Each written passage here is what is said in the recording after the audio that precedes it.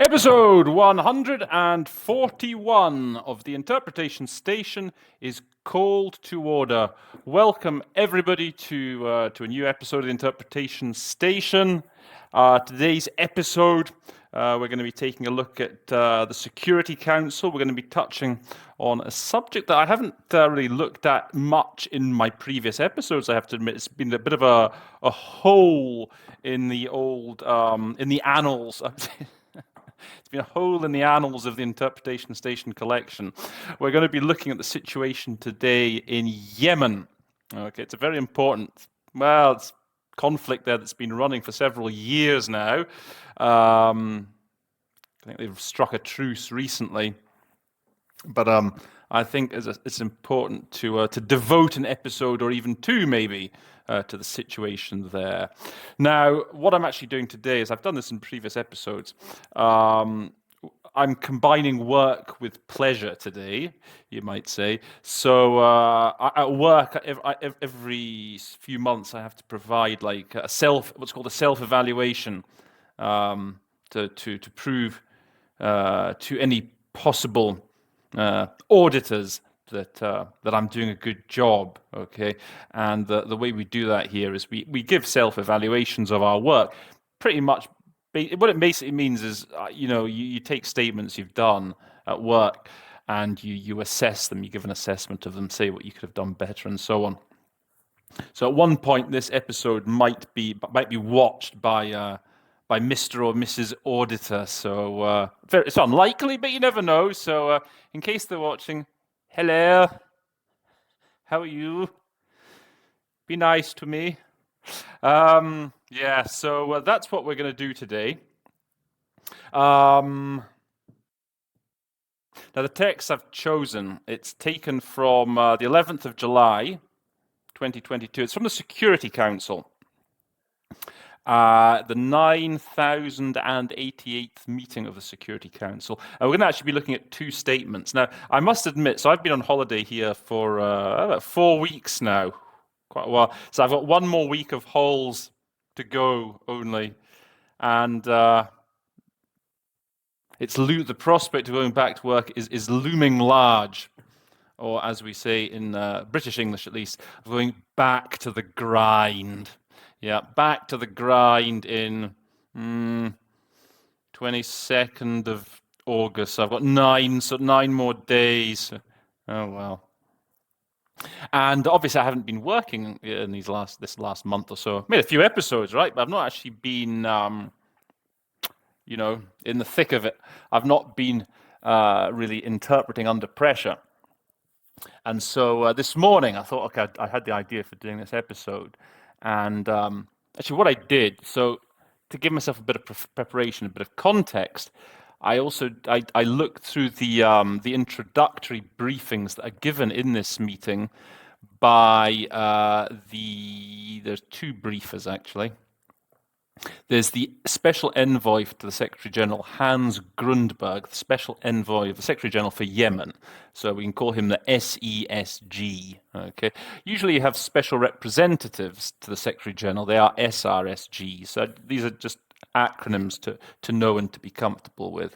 And the other briefer is Joyce Masuya, and she is the Assistant Secretary General, the ASG, for Humanitarian Affairs and Joint or the Deputy Relief Coordinator.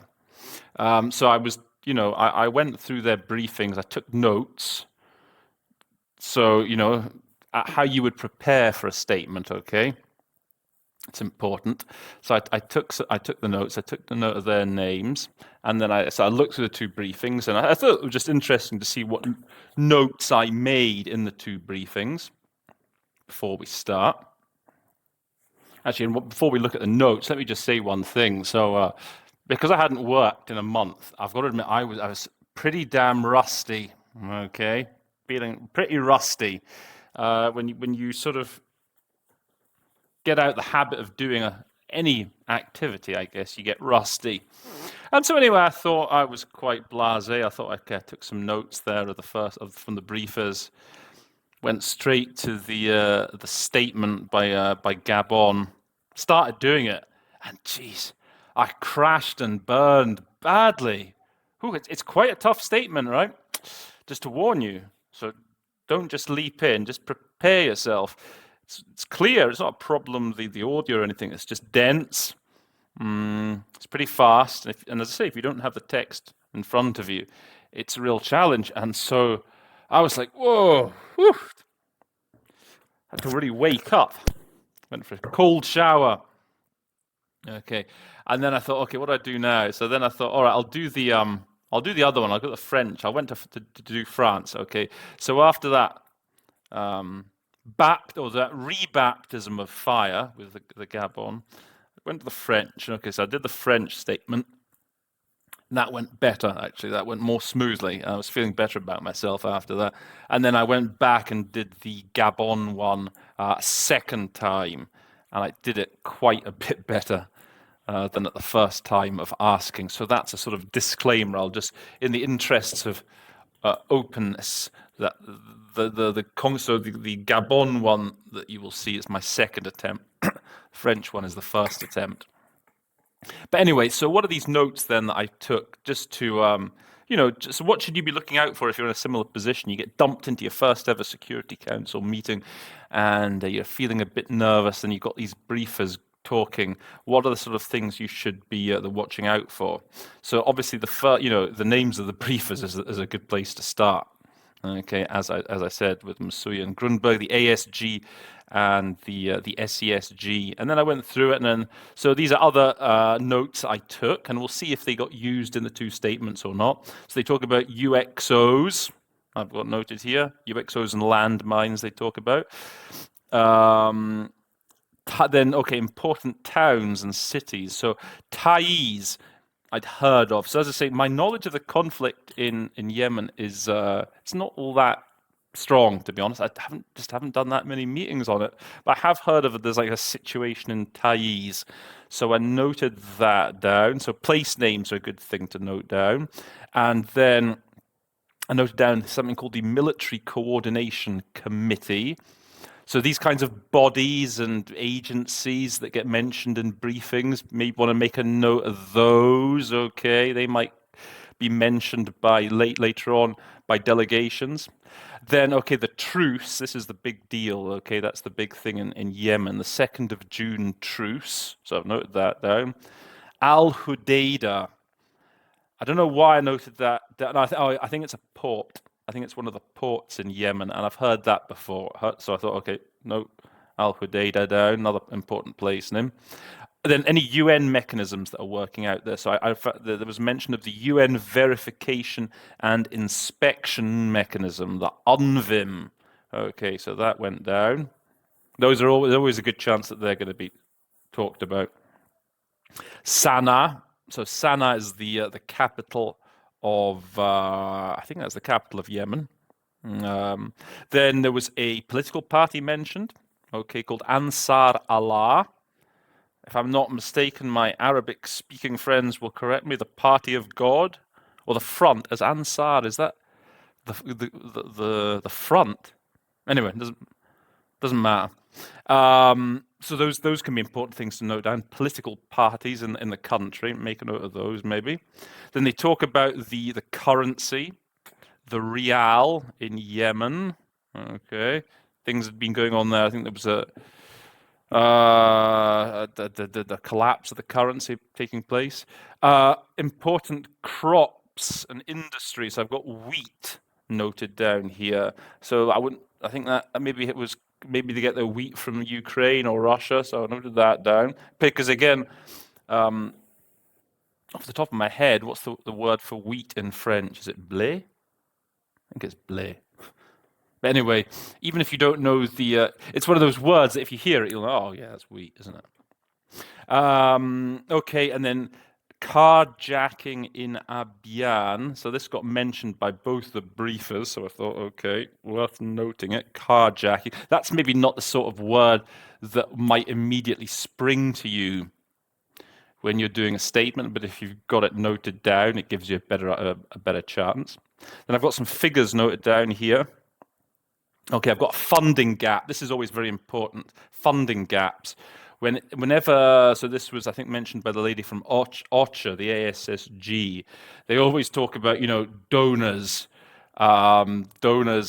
following up on their pledges in conferences. Okay, they'll hold a conference for Yemen, and I don't know, one country will say we're going to pledge, I don't know, $10 million, and there's one thing them pledging them, it's another thing on them actually delivering on the pledge. Okay, pay attention to the words I'm using. Okay, and so I've got noted here $1.1 billion, 27% funding gap. So that's often something that will be picked up on by delegations speaking after the financials of a situation. Then I'd noted down the name of a vessel, the FSO Safer tanker. So I think both briefers mentioned this. So I just didn't quite know, wasn't too certain exactly what the situation with the tanker was, but I just put it in FSO Safer tanker. So just these names of, well, in this case of vessels that might be important. Note those down. Then I noted down facilitate commercial imports.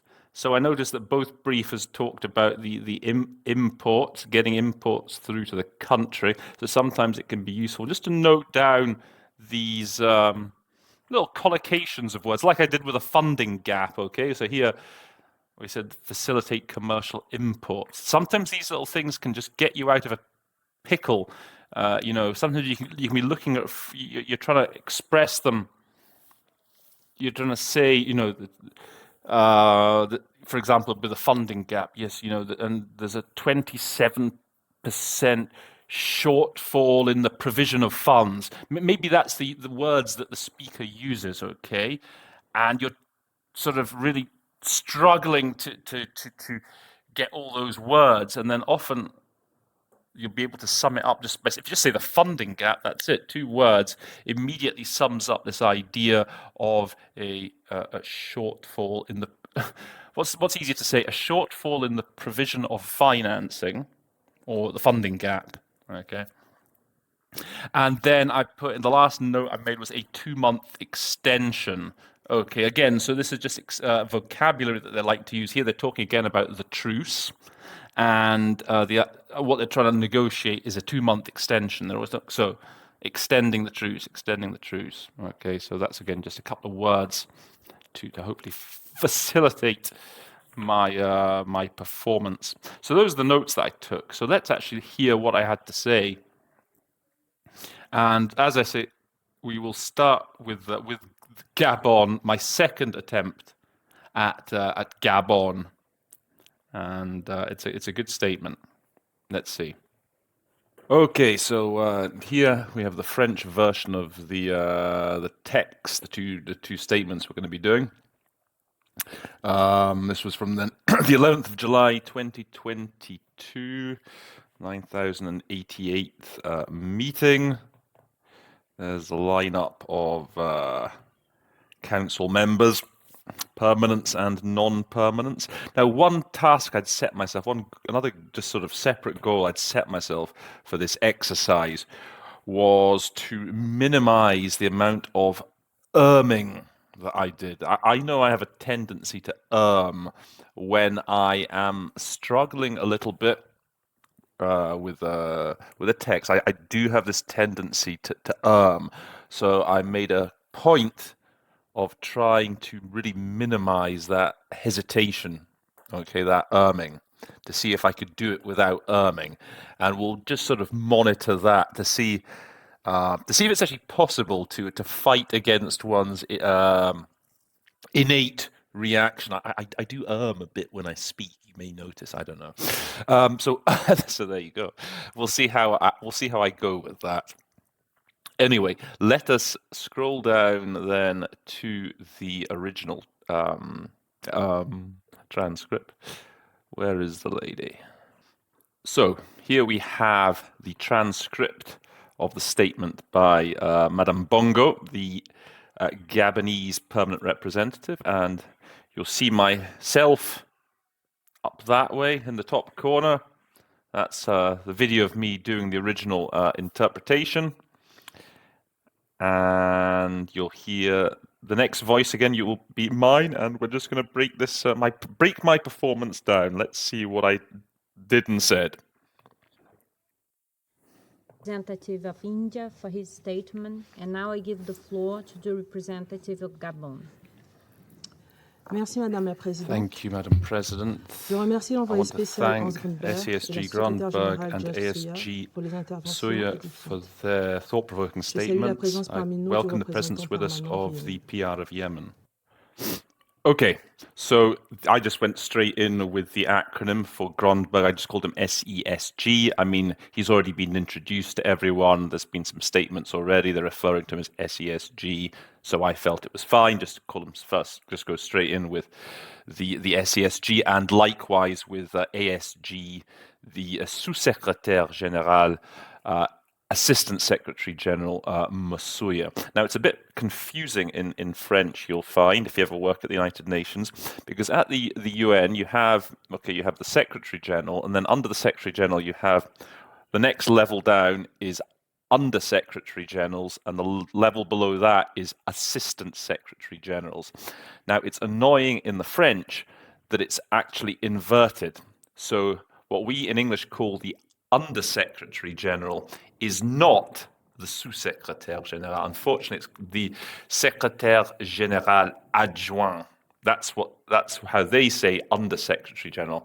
What we have here in the French, the Sous-Secrétaire, is in English the Assistant Secretary General, the ASG. So it's flipped on its head. It's very annoying, and it can lead to a lot of confusion. I was going to say in the early days of one's career at the UN, but I'll be lying. I mean, it still sometimes throws me if I'm not prepared for it. So, Sous-Secrétaire Général, Assistant Secretary General, Secrétaire Général Adjoint, Under Secretary General.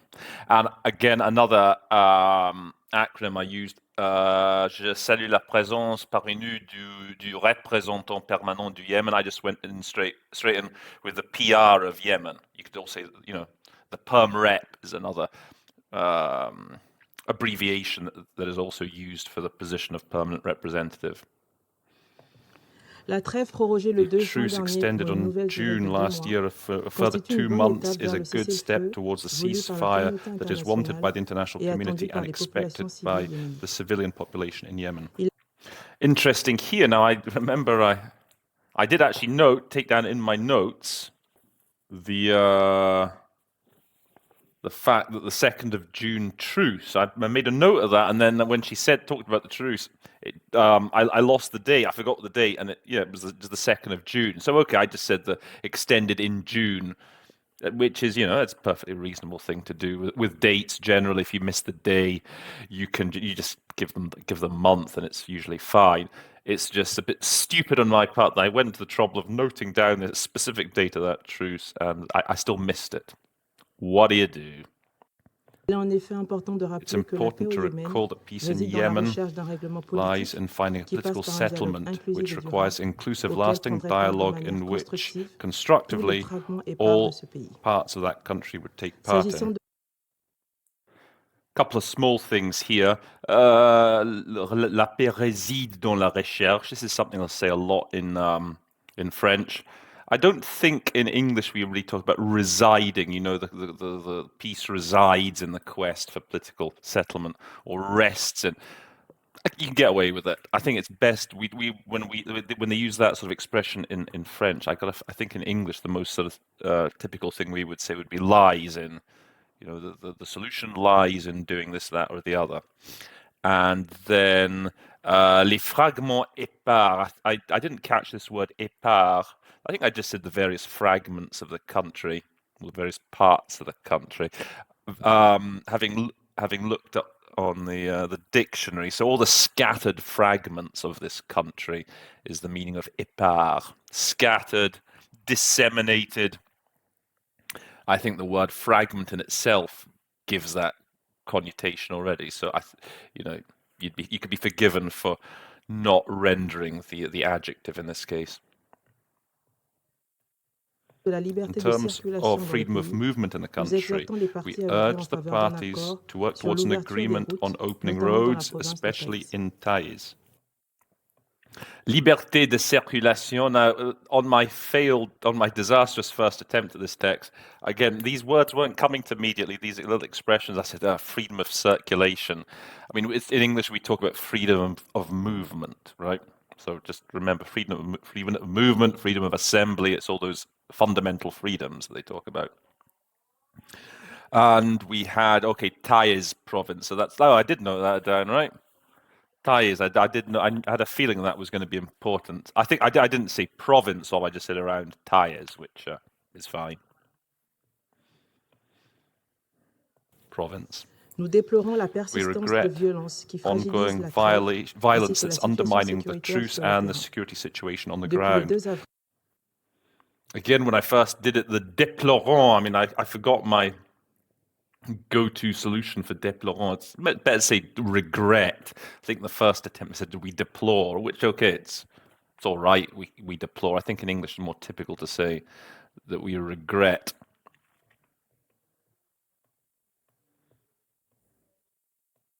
Since 2 de nombreux April, civils et numerous soldats ont été civilians and tués et soldiers blessés have been en killed or raison d'attaques de wounded missiles, de drones, due to rocket d'explosions attacks, d'engins drones, artisanaux explosions et du using déploiement de forces IEDs and armées. the deployment of armed Ces forces. violations This bit again threw me in the first time I did it, especially this expression.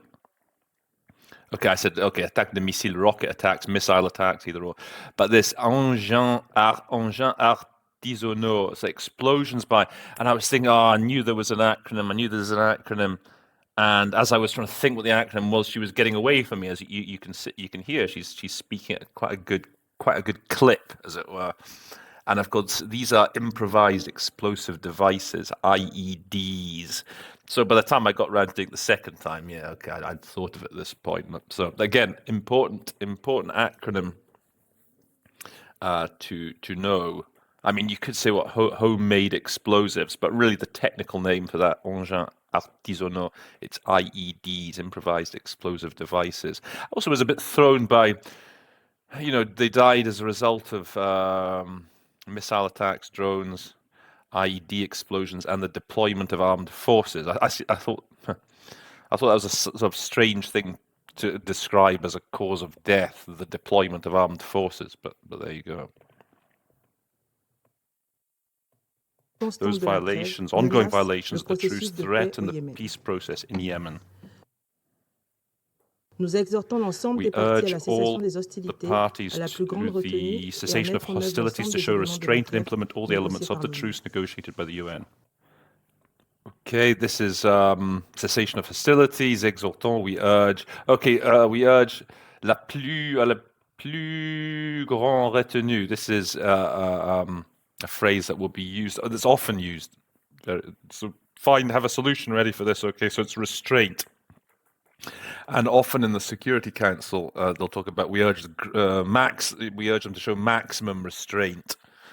That's a phrase that's used all the time. So just be ready just to come out with that straight away.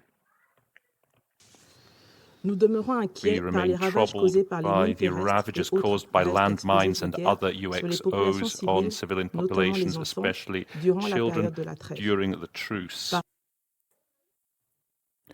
So les ravages causés, I just went here with the English equivalent, the ravages. Maybe in English might be better, the devastation caused by landmines. And again, reste explosif de guerre. Now, I said UXO, another important acronym in English, unexploded ordnance. I guess technically there's another acronym in English called ERW, explosive remnants of war. And I suppose literally it's perhaps that latter one, explosive remnants of war, that this refers to, the reste explosif de guerre. But they're pretty much interchangeable. I don't know, I'm just more comfortable saying UXO. And durant la période de la trêve. Notice I just say during the truce. I don't say during the period of the truce, right? You don't need to say the period of. So again, just think intuitively in English. It's just more natural to say during the truce. Due to their multiple impact, mines create lasting injuries and grave psychological damages. Attack. Here, maybe it would be better to have said mines cause lasting injuries and serious psychological traumatisme. Probably just trauma would have been better in English, but damage came for some reason. I said damage. I don't know. Trauma, I think, in this case would have been the best word. Attempts of abductions of humanitarian workers working for the good of the population in various parts of the country are also a cause of concern for my delegation. Again, interesting that, well, I'd noted down in my notes that I'd taken, based on the introductory briefing by the SESG and the ASG, carjacking. So I was prepared for the notion of this idea that it would come up, and sure enough, okay, enlèvement de travailleurs humanitaires. So, okay, I just said abductions.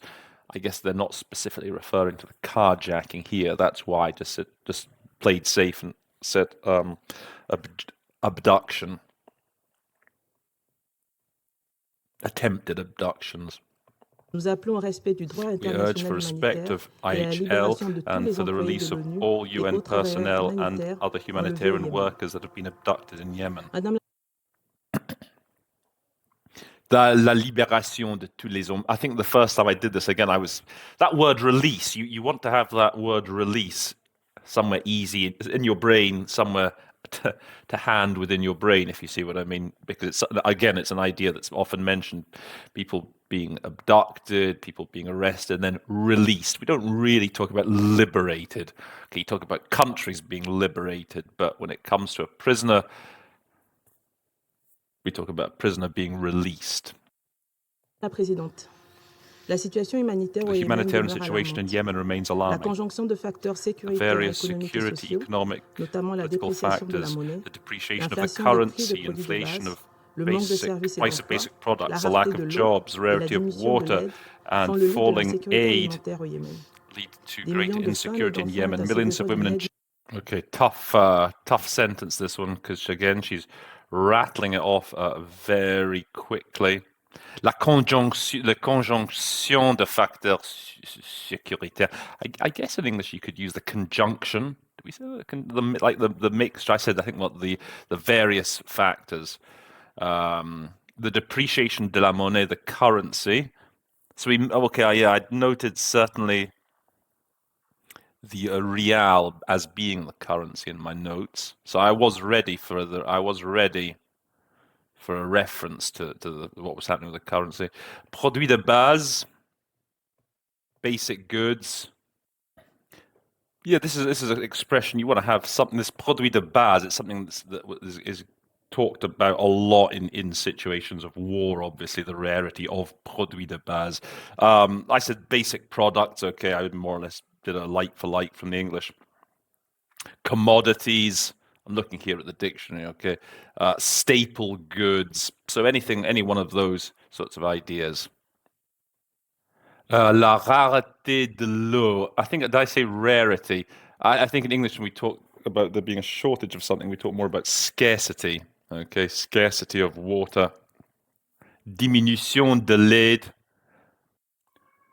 I think I said a dropping of assistance. Or reduction in assistance, a decline. Maybe a decline is the best word in that respect. The lid, obviously talking about official assistance, money. Font le lit de. So I kept it pretty simple here. I think I just said lead to food insecurity. That's maybe it's a good idiom to be familiar with in French. Again, if looking at the dictionary, faire le lit, I mean, they give you pave the way for food insecurity in Yemen. Don't know. Set the stage for food insecurity. At least, yeah, I think you can just play it safe and just say, as I did, lead to. But again, just be familiar, be ready to recognize that idiom when it comes along.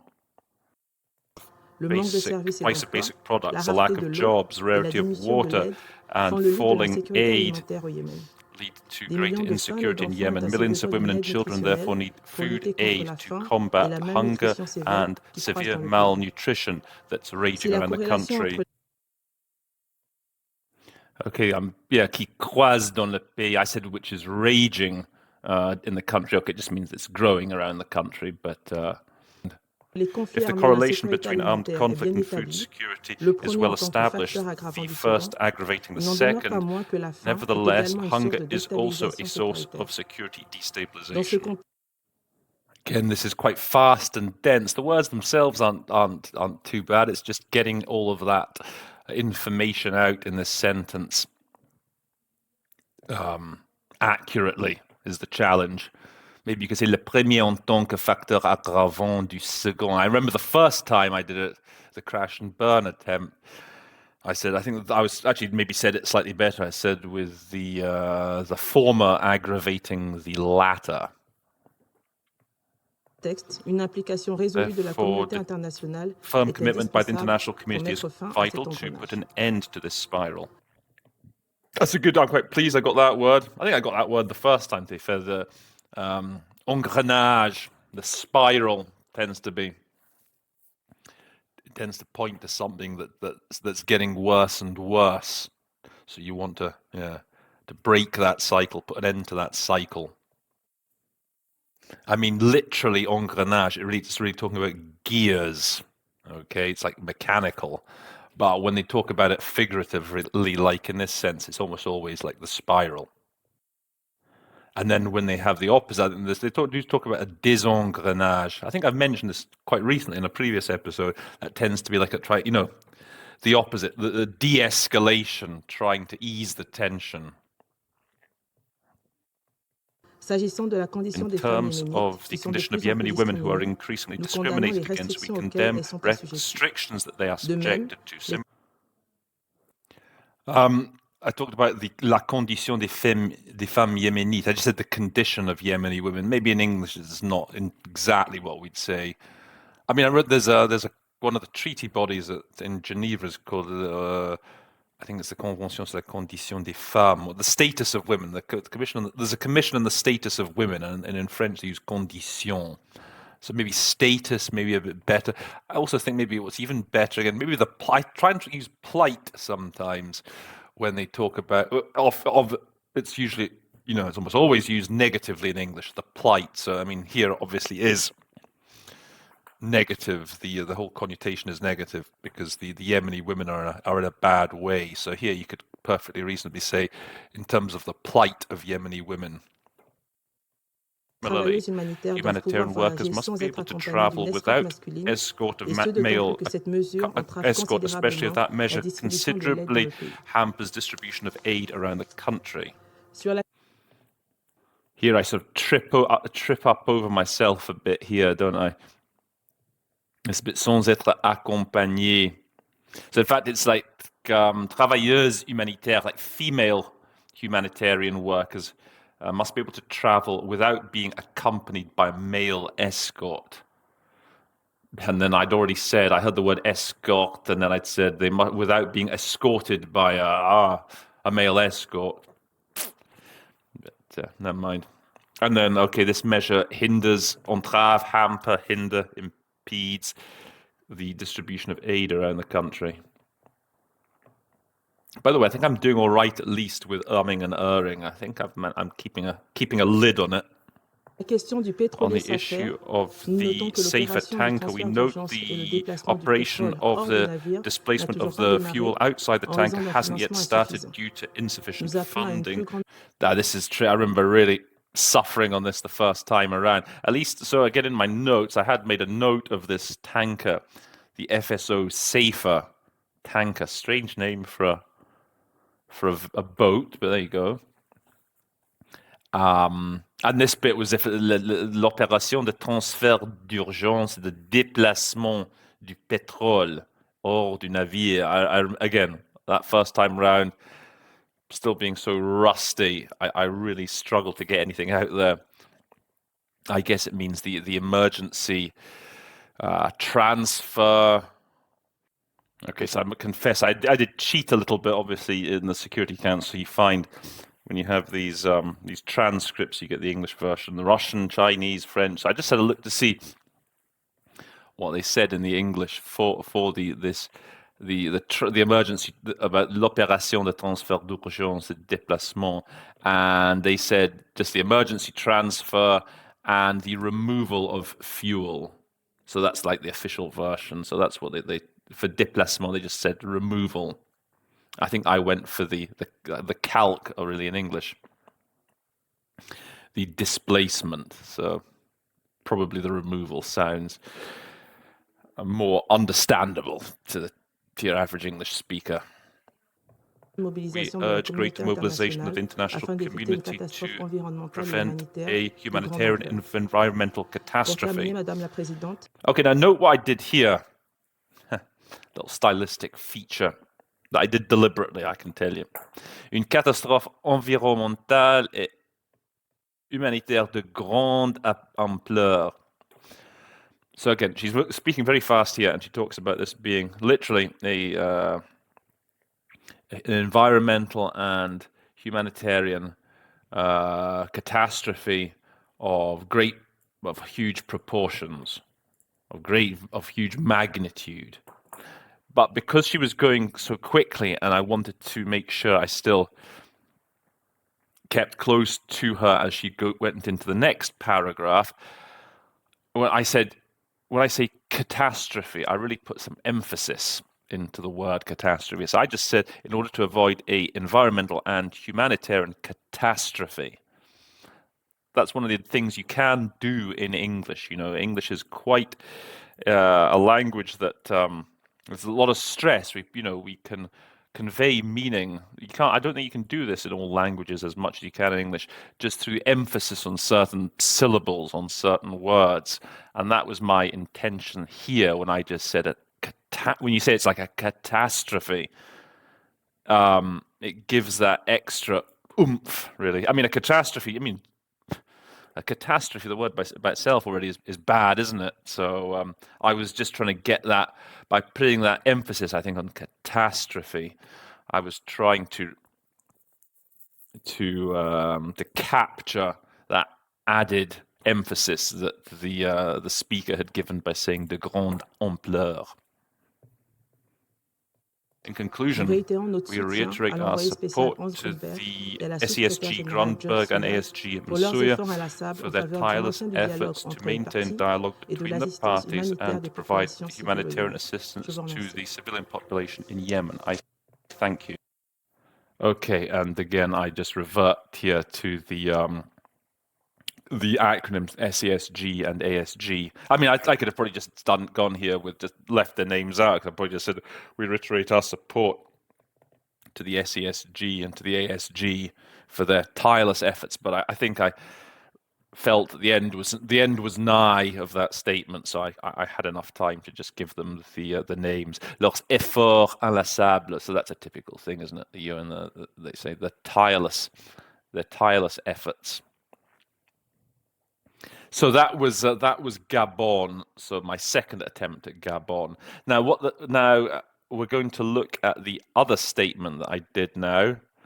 That was France, which is what I did after my first failed attempt at Gabon, and which I think I did quite smoothly, actually. So let's turn to France now. So here we are now with France. You will forgive me. It's a bit dark there in the original screen, but if I look slightly shell-shocked, obviously I've just had that first attempt at Gabon, and I'm still reeling, rather. So, but I managed to pull myself together for this French statement. I think I did it pretty well. So, let's hear how I did. See what I did. Madame President, I want to thank Mr. Grundberg, Madame Msuya, for their briefings. The truce now has been running for almost 3 months and has largely been respected by the parties. It's crucial for it to be extended next month to obtain a lasting ceasefire at national level. Okay, so I'm thinking this is a bit more my sort of thing. This is better. Les exposés, okay, typical word. Briefing. Dans l'ensemble respecté, I think it's been largely respected. Perhaps in English, do we talk about observing a truce? Really, for the doyens of the English language might take issue with my use of respect or a truce as opposed to observe a truce. But just remember, yeah, it's good to know that we in English we tend to observe things more than we respect them. A lasting cesser le feu durable. You know, most things that are durable we tend to use sustainable.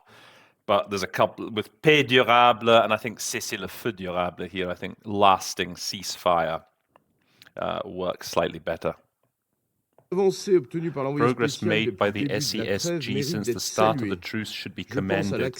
I'm thinking about access to Al Hodeida port and Sanaa airport. Okay, être salué. Just remember again a couple of synonyms for that. I said commended, should be welcomed, should be applauded. And I did note, of course, Hodeida, okay, the port at Hodeida, Sanaa airport. These would appear, I guess these are the two main transport hubs in Yemen, so they're very important, you know, just to know them generally. We take note of the goodwill shown by the Yemeni government. France urges the parties to respond positively to the balanced position of the SESG on ties. I'm urging a lot, I'm noticing in both these statements. Maybe I could have called on someone just for a change. France urges the parties. I was urging all the time with Gabon. So the Houthi must lift the blockade and reopen the main road to the city. Parties must show the necessary commitment since the suffering of the inhabitants of Taiz has lasted too long. I think when I first heard the use of Houthi, because it's, yeah, the Gabonese didn't actually mention the Houthi, who are obviously one of the main players in the whole Yemeni crisis. Of course, they're the sort of the upstarts, the rebels who are supported by Iran versus, I guess, the Yemeni government who are supported by the international community. So just important just to be able to pick that out from the French. Houtiste is the Houthi. So it's one, if you just suddenly hear it like that, it might throw you. And then I guess they're talking about Taiz, n'a que trop duré. This is again something they'll say a lot in French, won't they? Which has gone on too long, which has lasted too long.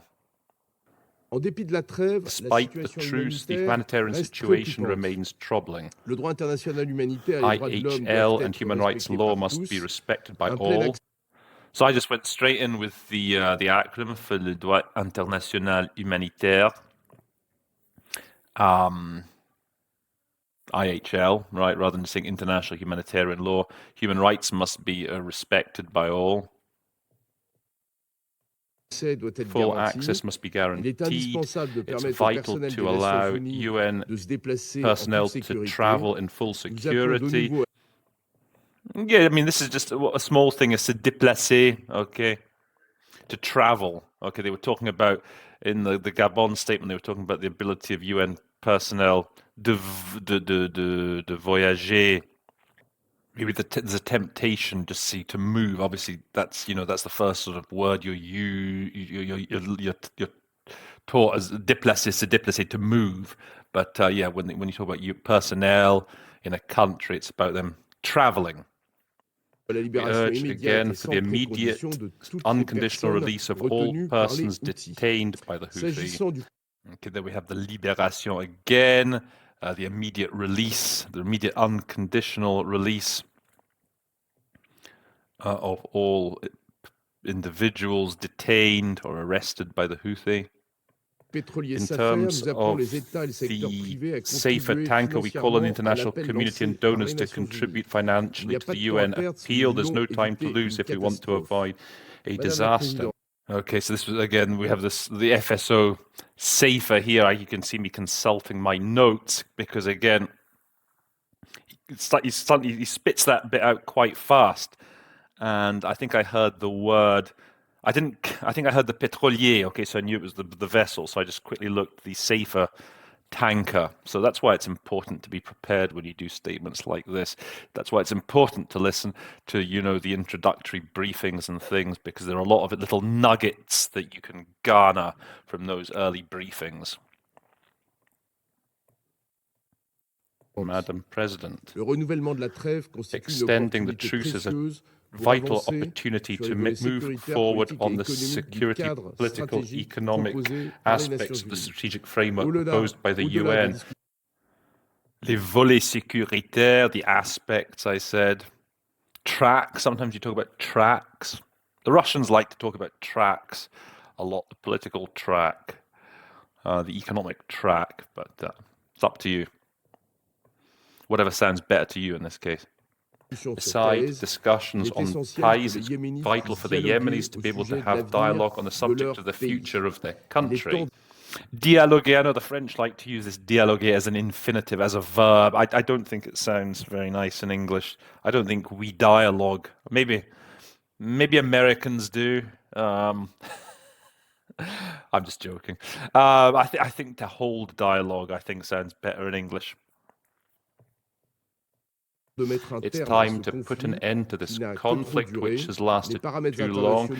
Okay, there he likes this expression, does he? Le conflit qui n'a que trop duré. So again, just be prepared in English just to go with which has lasted too long. International parameters, including resolutions adopted by this council, are well known. I thank you. Okay, so that was, I think, quite a fairly smooth rendition of the French here. I think I did that much better under the circumstances of having had that disaster with Gabon the first time around. And I think, so that other goal that I set myself for these two texts with the trying to stop umming when I'm working, I think I did that quite well. So you see, you can, if you just say to yourself before a statement, okay, I'm really going to make an effort not to you can do it. So I'm quite pleased I was able to do that. So anyway, that brings us to an end of today's episode. If you have learnt anything new, any new words, please do comment below. Tell me if you have if I have managed to enlighten you as to something. Please do share, please do subscribe if you're watching the episodes and gaining some sort of benefit from them. That is my only price. That is the only price you have to pay for episodes of the Interpretation Station. Just your little press of the subscribe button, and it's much appreciated. So with that, as you will find all the links to the statements and to the original audio in the description box under the video. And without any further ado, all that remains for me to do is to find my gavel and cheese board. It's been hidden here somewhere. There's the board. There's my gavel. And with that, all that remains to be said is that episode 141 of the Interpretation Station stands adjourned.